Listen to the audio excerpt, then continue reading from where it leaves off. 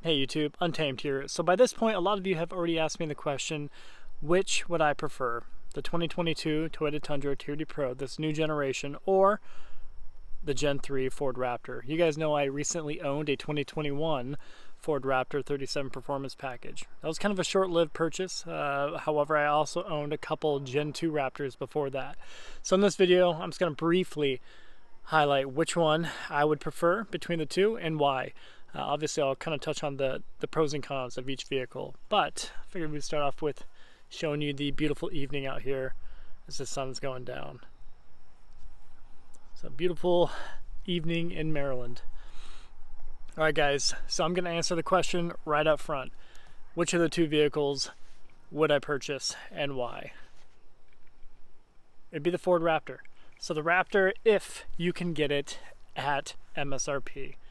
Right, and this is tough for me to say because you guys know I am a Toyota loyalist at this point. I mean, heck, Toyota's giving me vehicles to do reviews on, right, to check out, and obviously maybe I won't get any more vehicles after doing this. But yeah, if I'm being honest with you guys and with myself, if I were to choose between the Raptor and this, if you put them right next to each other, I would choose the Raptor. And again, like, that is assuming you can get it for MSRP, and that is harder to do, and it's going to be harder to do for quite some time compared to the TRD Pro. So this is going to be tough too, I'm sure. I mean, I already see dealerships, the ones receiving it, already marking them up 10-20 grand at some places.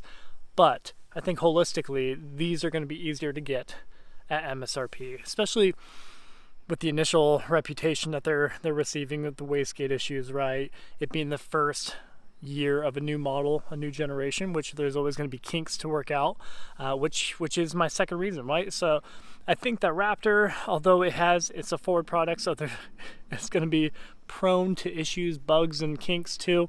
I think it's just a more thrilling vehicle to have between the two of them. Not by a lot though. I mean, I think the driving experience is pretty dang similar. And I have to admit, to be fair, the sport mode on this 22 Tundra TRD Pro is phenomenal. It is a big uptick from the normal eco mode.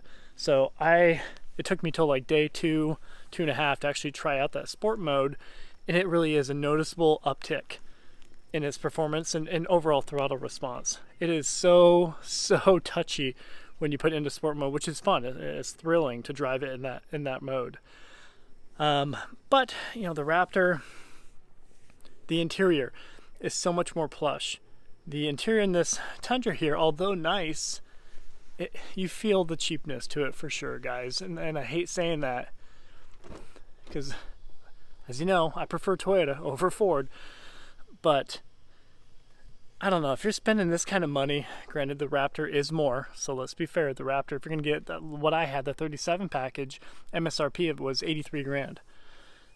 Granted, you don't have to get an 83 package and you can save a little bit of money, but I think even the 22s have gone up in price a little bit too. So they are a good chunk more than these. I think the MSRP on these start at the high 60s, right?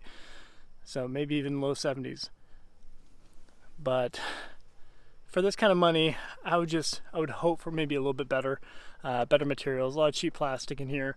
Granted, this is a prototype, so kind of have that in the back of your mind. There might be some upgraded materials after it is finalized, but like a black headliner, throw that on there. That would have been an easy kill. I just feel like they cut corners in a couple places. Since they're upping that price tag so much, you'd think they would have really gone all in on the interior, and I don't think they did. Just even the digital display. The digital display on the Raptor is superior to this. The infotainment, I would argue they're on par. Perhaps even the Tundra here is better when it comes to the responsiveness overall with this infotainment. The ease of knobs and use of everything, I think we still hand that to the Toyota as well. You know, when it comes to climate control, the volumes, all that jazz. But like the Recaros that I had in my 37 package, my Raptor, they were much nicer than these, right? Although they're cool, the camo's sweet, the Raptor takes the win, takes the nod. They're both on par when it comes to the rear seats. I think they're about the same space, perhaps. Perhaps the Raptor might be a little bit bigger. I don't know. It's hard to say without having them right next to each other, side by side. It'd be tough to say 100%. But just overall, I think the interior is a noticeable upgrade between the two. When it comes to driving and just the overall performance, the things that I have done for daily drivability, they're pretty similar. The Fox TRD tuned suspension on this, it soaks up everything on daily driving. To be fair, I never off-roaded them, so I think between the two of them, the Raptor would still take the cake, because they are still a little bit different when it comes to their actual suspension that they have. The suspension is beefier within the Raptor. We all know that too. Has wider body flares, a little bit more extravagant looking on the exterior as well.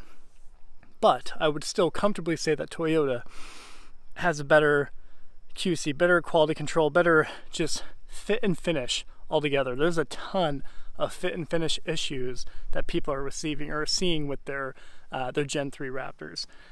Look on any forum, look on any Facebook page or whatever group page, a ton of people are having the COVID build quality is what people chalk it up to, unfortunately, or 5 o'clock on Friday builds is what they call it.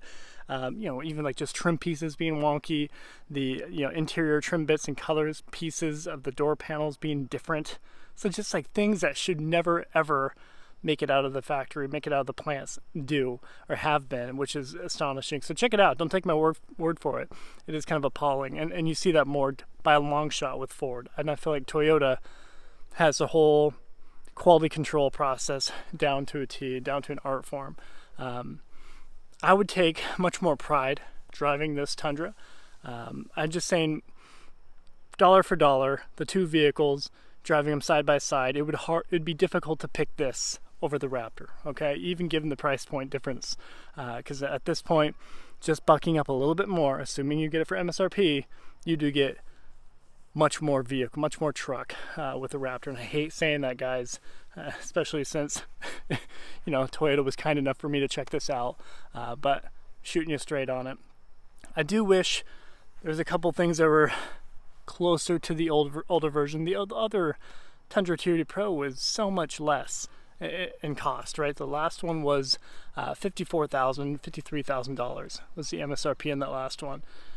And that is where I think a true Toyota product should be at this point, and it shouldn't have bucked up this much. Granted, they did a full redesign and things aren't cheap, supply chain issues, blah blah blah blah blah blah blah, inflation. I don't know. A $70,000 Toyota pickup truck doesn't sit well with me. Whereas the Raptor, it being like the pinnacle off-road Baja racer, like it always kind of had that premium price tag from the beginning to some degree. Granted, they have gone up a ton too, right? I don't know. But back to my point, I would prefer to drive this around. I would feel much better driving a vehicle around with a Toyota brand on the front of it. Because you guys know me, just preference-wise, I don't like the flashiness of that Raptor. I think it's too much, too in your face, and I don't know. It just kind of screams D-bag a little bit, right? But I'm just, like I said, performance-wise, I think they're on par for when it comes to like acceleration, throttle response, especially in sport mode. This does a phenomenal job. Between the two of them, this will get a little bit better fuel economy. And just given the fact that it is the hybrid variant here with the giant battery pack underneath it, underneath the back seat there. I wish this front end, I wish that nose wasn't so long. I mean, heck, the whole hood, the whole nose of the truck is about as long as the bed of the truck, which is kind of strange to look at. But I still, holistically, big picture wise, I do think it is a stunning vehicle, and I think they did a good job with the redesign, and I think a lot of people will like this and should like this. And like I said in my other video, if you've never driven that V8 Tundra, the previous 2021 and older, you're going to absolutely die for this. You're going to love it. But for those of you coming from the previous Tundra, especially the previous Tundra TRD Pro with the dual catback exhaust, getting into this will be it'll be a tough transition for you at first. But I think even you, the folks, even like myself, will grow to love this. And like I mentioned in a lot of my comments to you guys, the more I drive this, the more I like it. Honestly, every time I drive it, it's just, there's something else that I find that I like about it. I am still very reluctant, or nervous I should say, to have full confidence in the reliability of it. We've seen the couple little glimmers of issues that it's experienced with the wastegate issues, right? I'd be nervous about the tech with this first year of this new generation here. But like every vehicle manufacturer, that first couple of years, they're going to experience issues. And we're already seeing that. And hopefully, they'll iron them out. They'll fix it. Toyota will be on top of it. They're not going to let it linger for too long, in my opinion. And we'll see that resolved. So when it comes to like handling, just driving, I've gotten sporty with this one a few times now, just in turns and corners. It handles everything so well. But I would still argue that the Raptor soaks up bumps in the road just a little bit better. You feel your dollar point a little bit better in that Raptor. So there you have it. If you have specific questions comparing the two of them, I'm happy to answer them. Let me know in the comment section. I know for a fact most of you probably didn't want to hear this, but it truly is where I stand between the two vehicles here. Do I see myself ever buying one of these? I don't think so. I think truly I would eyeball the previous generation V8 before buying another one of these, and that's just me. Even with gas prices being so expensive, I would still get the V8 over this because it's only 4 or 5 miles to gallon less, and well, you at least have the reliability, peace of mind for sure. So I think that's worth it to me. But let me know what your thoughts are. Sorry to disappoint you guys, because I know you're not going to love hearing that. But let me know what your thoughts are. Appreciate you watching. Until next time.